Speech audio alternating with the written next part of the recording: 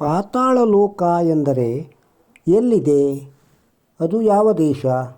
ಮಹಾವಿಷ್ಣು ವಾಮನಾಗಿ ಬಲಿಚಕ್ರವರ್ತಿಯ ತಲೆಯ ಮೇಲೆ ಮೂರನೇ ಹೆಜ್ಜೆ ಇಟ್ಟು ಪಾತಾಳಕ್ಕೆ ತಳ್ಳಿದ ಜೊತೆಗೆ ಪಾತಾಳ ಅಂದರೆ ಅದು ಬೇರೆ ಯಾವುದೋ ಒಂದು ಲೋಕ ಎಂದು ತಿಳಿದಿದ್ದರೆ ಅದು ತಪ್ಪು. ಪೂರ್ಣ ಓದಿ ಮಹತ್ವದ ಇತಿಹಾಸ ವಿಷಯ ತಿಳಿದು ಹೆಮ್ಮೆಯಿಂದ ಹೇಳಿ ನಾವು ಹಿಂದೂಸ್ತಾನಿಗಳು ಎಂದು. ಸರಿಯೆನಿಸಿದರೆ ಮತ್ತಷ್ಟು ಜನಕ್ಕೆ ಮಾಹಿತಿ ಹಂಚಿ. ಪಾತಾಳ ಅಂದರೆ ಈಗಿನ ದಕ್ಷಿಣ ಅಮೇರಿಕಾದ ಪೇರು ದೇಶ, ಅಂದರೆ ಸುತ್ತಲ. ವಾಮನಮೂರ್ತಿ ಮತ್ತು ಬಲಿಚಕ್ರವರ್ತಿಯ ಹಿಂದಿನ ಪೂರ್ಣ ಕಥೆ ಹೇಳಲ್ಲ, ಸಂಕ್ಷಿಪ್ತವಾಗಿ ಭಾರತೀಯರು ಹೆಮ್ಮೆ ಪಡುವಂಥ ಇತಿಹಾಸ ಹೇಳುತ್ತವೆ. ಬಲಿಚಕ್ರವರ್ತಿಯು ಏಷಿಯಾ, ಯುರೋಪ್ ಹಾಗೂ ಆಫ್ರಿಕಾ ಖಂಡಗಳು ಈತನ ಆಳ್ವಿಕೆಯಲ್ಲಿ ಇತ್ತು. ಬಲಿ ಉತ್ತಮ ರಾಜರಾಗಿದ್ದರು.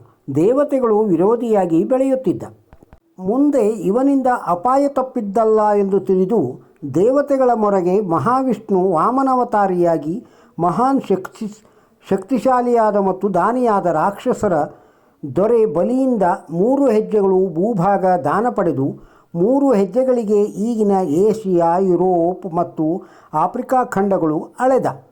ಈಗಲೂ ಭಾರತದಲ್ಲಿ ಹೆಜ್ಜೆಗಳನ್ನು ಅಳತೆಯಾಗಿ ಬಳಸುವ ರೂಢಿಯಲ್ಲಿದೆ. ಹೀಗೆ 3 ಹೆಜ್ಜೆಗಳಲ್ಲಿ ದಾನ ನೀಡಿದ ಭೂಭಾಗದಲ್ಲಿ ಬಲಿಚಕ್ರವರ್ತಿಗೆ ಇರಲು ಹಕ್ಕಿಲ್ಲದೆ ಇರುವುದರಿಂದ ಬಲಿಯನ್ನು ದಟ್ಟವಾದ ಕಾಡುಗಳಿಂದ ಕೂಡಿದ ದಕ್ಷಿಣ ಅಮೇರಿಕಕ್ಕೆ ಕಳುಹಿಸಿದ.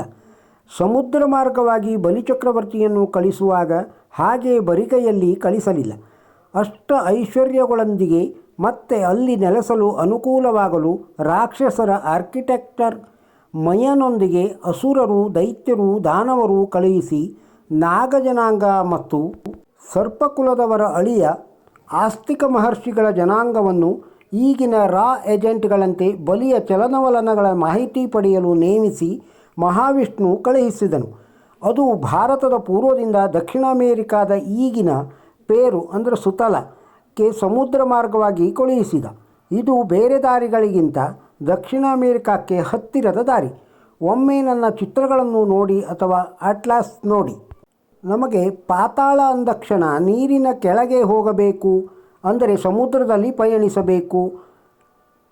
ಮತ್ತೊಂದು ಪಾತಾಳ ಎಲ್ಲಿದೆ ಅಂದಕ್ಷಣ ಭೂಮಿಯ ಕೆಳಗಿದೆ ಎಂದು ಕಾಲು ಒತ್ತಿ ತೋರಿಸುತ್ತೇವೆ.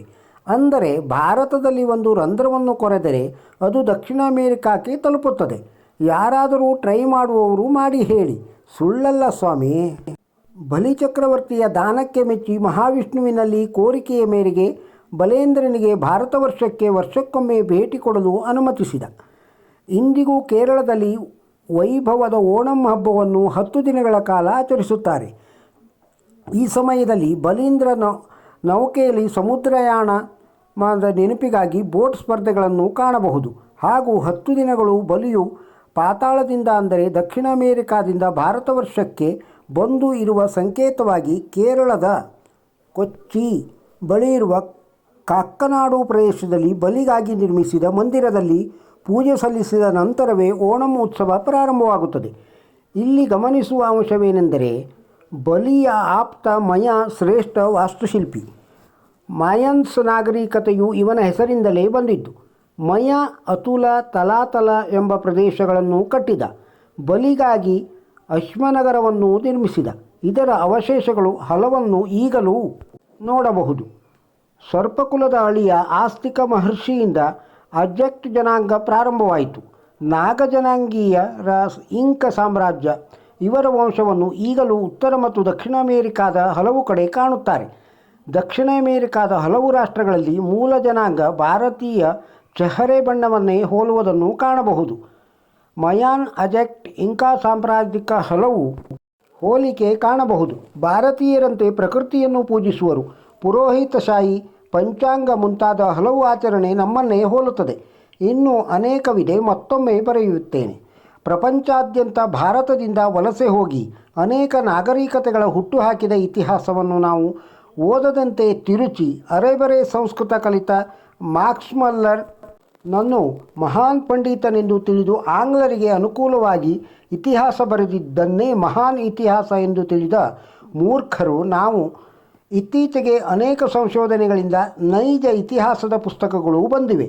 ಭೂಮಿಯ 1851 2159 ಮಿಲಿಯನ್ ವರ್ಷಗಳ ಹಿಂದೆ ನಡೆದ ಈ ಐತಿಹಾಸಿಕ ಘಟನೆಗಳನ್ನು ಕಾಲಕ್ರಮೇಣ ಪುರಾಣದ ರೂಪದಲ್ಲಿ ಸ್ವಲ್ಪ ಮಟ್ಟಿಗೆ ಅತಿಶಯವಾಗಿ ಕಥೆಗಳ ರೂಪದಲ್ಲಿ ಬದಲಾಗಿ ಕೇಳುತ್ತೇವೆ.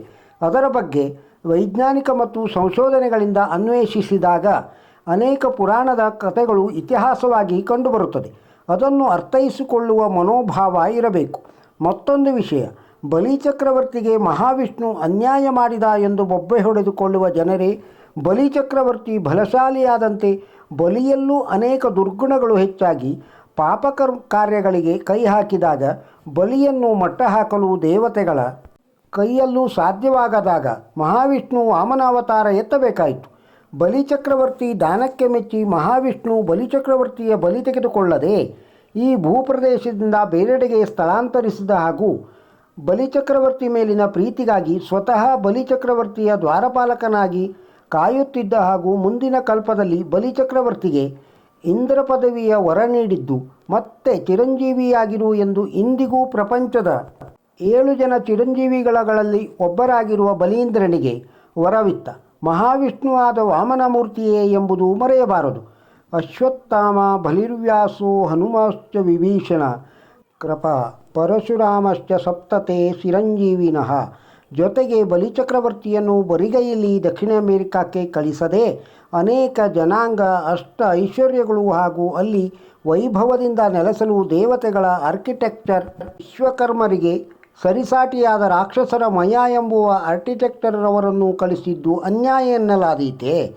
ಬ್ರಿಟಿಷರು ಬರೆಸಿದ ಡೋಂಗಿ ಇತಿಹಾಸ ಓದುವುದನ್ನು ಬಿಟ್ಟು ನೈಜ ಇತಿಹಾಸ ಬಗ್ಗೆ ತಿಳಿಯಲು ಪ್ರಯತ್ನಿಸಿ. ವಂದೇ ಮಾತರಂ. ಈ ವಿಡಿಯೋದಲ್ಲಿರುವ ಮಾಹಿತಿ ನಿಮಗೆ ಇಷ್ಟವಾಗಿದ್ದರೆ ಒಂದು ಲೈಕ್ ಕೊಡಿ. ಇದನ್ನು ಇತರರಿಗೂ ಶೇರ್ ಮಾಡಿ. ನಮ್ಮ ಚಾನಲ್ಗೆ ಸಬ್ಸ್ಕ್ರೈಬ್ ಇನ್ನೂ ಆಗದಿದ್ದರೆ ಸಬ್ಸ್ಕ್ರೈಬ್ ಆಗಿ. ನಮಸ್ಕಾರ.